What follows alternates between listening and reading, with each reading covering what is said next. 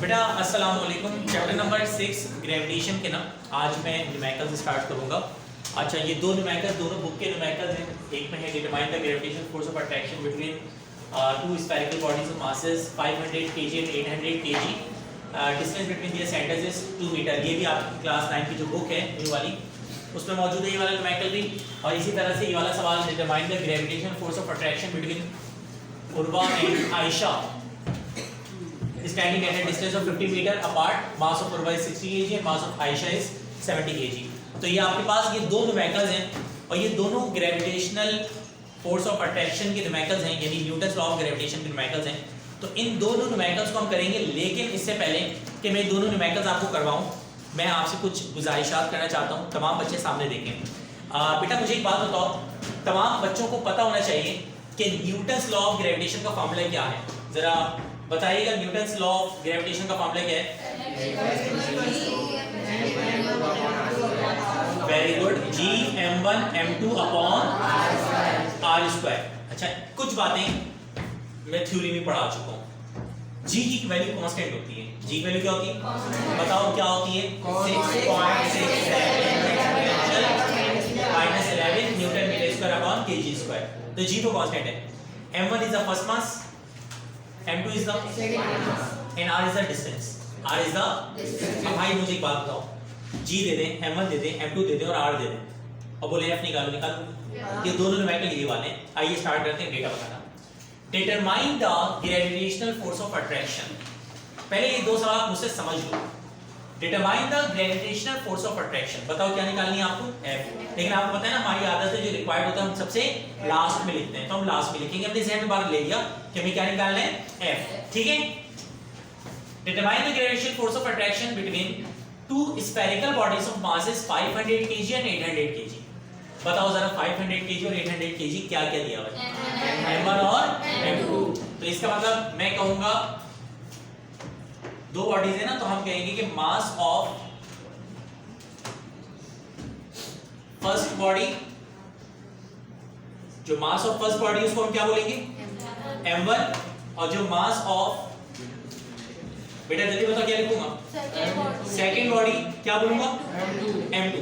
जल्दी जल्दी बताओ, m1 कितना है? 500 kg और m2 कितना है? 800 kg।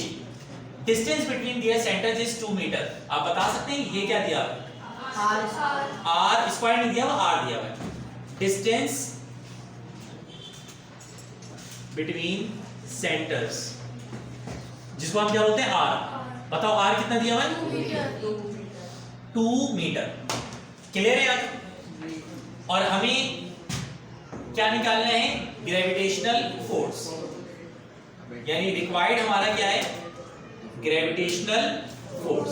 जरा जल्दी से बताओ, ग्रेविटेशनल फोर्स का मतलब क्या निकालना है? F। क्लियर हो गया ये वाला मामला? ये देखो, this is your m1, this is your m2, this is r and you have to calculate force. Numerical खत्म हो चुका है। क्लियर है? अब डेटा के बाद किसकी बारी आती है? बॉयज। तो बॉयज एंड गर्ल्स, सॉल्यूशन में हम करेंगे using Newton's law of gravitation. Using Newton's law of gravitation, यही है। F is equal to G m1 m2 upon r square। अब बेटा जल्दी से बताएं, F is equal to, अब सारी वैल्यूज पुट होगी। G की जगह क्या है? 10 की पावर माइनस 11। m1 की जगह m1 की जगह 500, वेरी गुड। m2 की जगह 800 माशाल्लाह। और 500 और 800 का मामला हल हो गया। उसके बाद r स्क्वायर की जगह 2 का स्क्वायर। क्लियर? अच्छा, इसको सॉल्व कैसे करेंगे देखें। 6.67 को किससे मल्टीप्लाई करेंगे? क्योंकि देखें साइंटिफिक कैलकुलेटर तो आपको अलाउ नहीं है, तो 10 के माइनस 11 को फिलहाल मल्टीप्लाई। सही है। 6.67 मल्टीप्लाई किससे करेंगे? जो आंसर आएगा उसको किससे मल्टीप्लाई करेंगे? इक्वल टू करके 2 का स्क्वायर क्या हो जाएगा 4, उससे डिवाइड कराएंगे। लेकिन एक काम करें, पहले करें 6.67 मल्टीप्लाई बाय 500 मल्टीप्लाई बाय 800 और इस इक्वल टू करके बताएं कितना आ रहा है।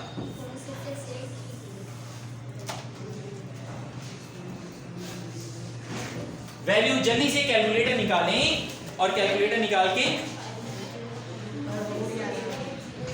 6.67 multiply by 500 multiply by 800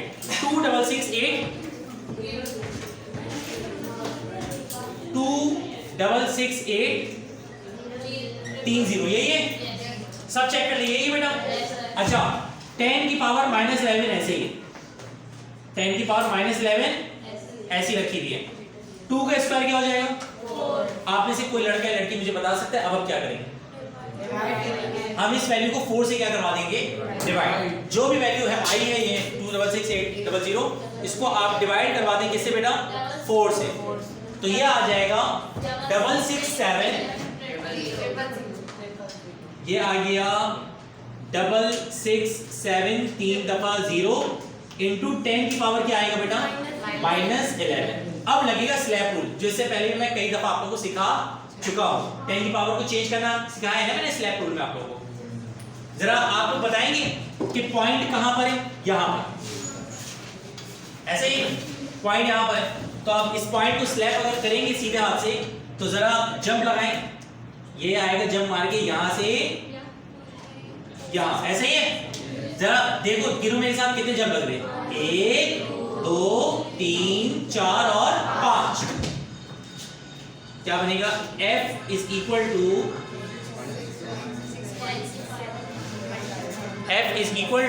6.67 into 10 की पावर कितने जंप लगे 1 2 3 4 और 5 +5 -5। मैंने क्या स्लैब में क्या सिखाया था, सीधे हाथ से थप्पड़ लगा रहे हो तो प्लस साइन आता है, उल्टे हाथ से थप्पड़ लगा रहे हो तो माइनस। इस पॉइंट को यहां से यहां मूव किया, सीधा हाथ से स्लैब करे उल्टे हाथ से सीधे हाथ से तो प्लस या माइनस प्लस। 10 की पावर पहले से क्या मौजूद है 11 -11। देखो पहले से 10 का -11 है और साथ में क्या आ जाएगा +5। ये पीछे की क्लास में समझा चुका हूं मेरे ख्याल से, मैं फिर से ये स्टेप समझा दे रहा हूं। ये देखो 6.67 के लिए 1 2 3 4 5 ये आपने फैसला कर लिया जहन के +5 आना है। आपने लिख दिया 6.67 10 के बाद -11 और +5। अब -11 +5 करो कितना आएगा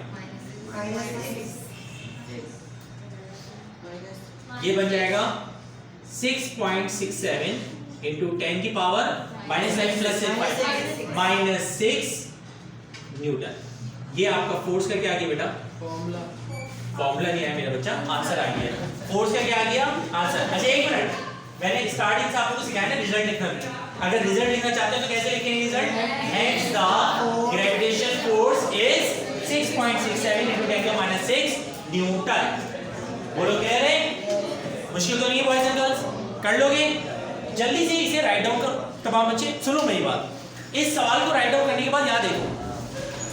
अच्छा जो वीडियो में है तो वो भी स्टॉप करके कीजिएगा बाद में। आप लोग तो अभी कर रहे हैं लाइव, तो आप क्या करेंगे ये वाला सवाल देखिए, determine the gravitation force of attraction between Urva and Ayesha, यानी अनमन और M2 की जगह उर्वा और आयशा आ गई है।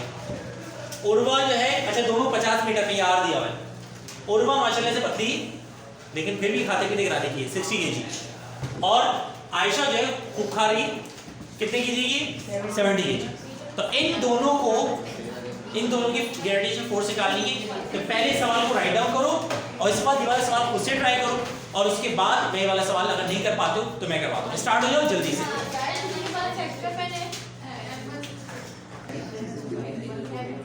चले भाई, अब जो बच्चे मिसाल के तौर पे कर चुके हैं तो बेहतरीन है, जो कर रहे हैं वो करते रहे, मैं भी स्टार्ट कर दूं, टाइम नहीं है। Determine the gravitation force, again gravitation force को हम लास्ट में लिखेंगे attraction between Urva and Ayesha. तो मास ऑफ उर्वा जो है उसको हम कह देंगे m1 जो कि 60 kg, मास ऑफ आयशा जो है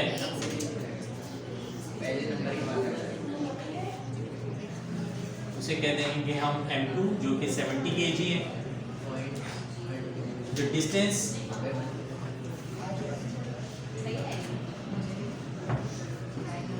है यानी कि R वो हम कह देंगे 50 मीटर। और हमें अगेन क्या निकालनी है, ग्रेविटेशनल फोर्स यानी कि हमें F निकालना है। आ जाइए जी सॉल्यूशन करते हैं।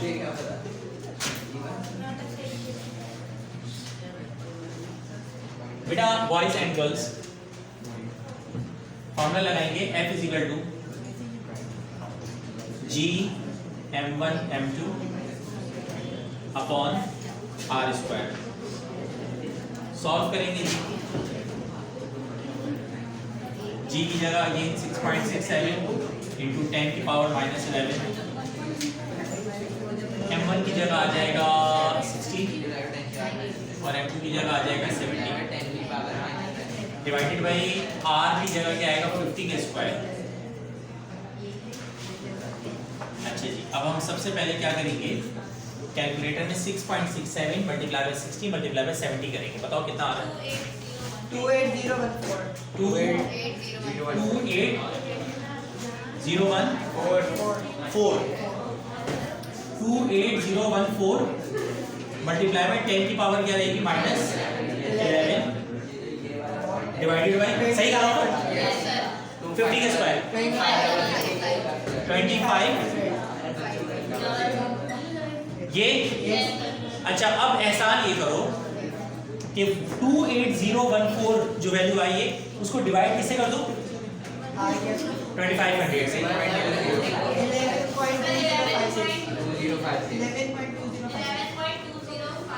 11.2056 मल्टीप्लाई बाय 10 की पावर -11। अब हम वो स्लैब रूल जो मैंने वहां पे समझाया, यहाँ तो सबने कर लिया होगा। यहाँ पे ज्यादा जंप नहीं लगेगी, एक जंप लगेगी, सिर्फ एक जंप की नीड है। यहाँ पर ज्यादा जंप मारने की जरूरत नहीं है। आओ जंप खेलते हैं। ये आएगा यहाँ से यहाँ, अगेन सीधा हाथ से आ रहा है। बताओ क्या आएगा, +1 आएगा ना, एक जंप है बस। हम कर देंगे F इज इक्वल टू 1.12। बस पॉइंट के बाद ना दो वैल्यूज लिखते हैं, काफी होता है। पूरा लिख दें, मसला तो नहीं है, लेकिन पूरा लिखना थोड़ा सा गलत कहलाएगा, क्योंकि पॉइंट के बाद उसूल है कि सिर्फ दो वैल्यूज लिखी जाती हैं। ठीक है, तो 1.12 056 सब लिखने की जरूरत नहीं है, मल्टीप्लाई बाय 10 की पावर -11 तो ऐसे ही है। अब बताओ -11 के आगे क्या आएगा, +1। करो क्या आएगा, 1.12 into 10 की पावर -10 न्यूटन। इसके पीछे आप रिजल्ट करके लिख देंगे कि hence the gravitational force is 1.12 into 10 की पावर -10 न्यूटन। कैसा दिया, क्लियर है, कोई मुश्किल तो नहीं है। ये हमारा चैप्टर 6 के न्यूमेरिकल्स का पहला लेक्चर था। चैप्टर इंक लग गई आपके यहाँ, चैप्टर नंबर 6 के न्यूमेरिकल्स का पहला लेक्चर था, जो कि आज हमारा ये यूनिट नंबर 6 है ना, ये हाँ यूनिट नंबर 6 के न्यूमेरिकल्स का ये पहला लेक्चर था, जो आज अपने इख्तिताम पे पहुंच गया है। और इंशाल्लाह ज़रूर नेक्स्ट क्लास में जाके नीचे जाके आराम से करना, लेसन के सामने से नहीं होगा। नेक्स्ट क्लास में इंशाल्लाह हम चैप्टर नंबर 6 के न्यूमेरिकल्स को आगे बढ़ाएंगे। अल्लाह हाफिज़, फी अमानिल्लाह, दुआओं में याद रखिएगा।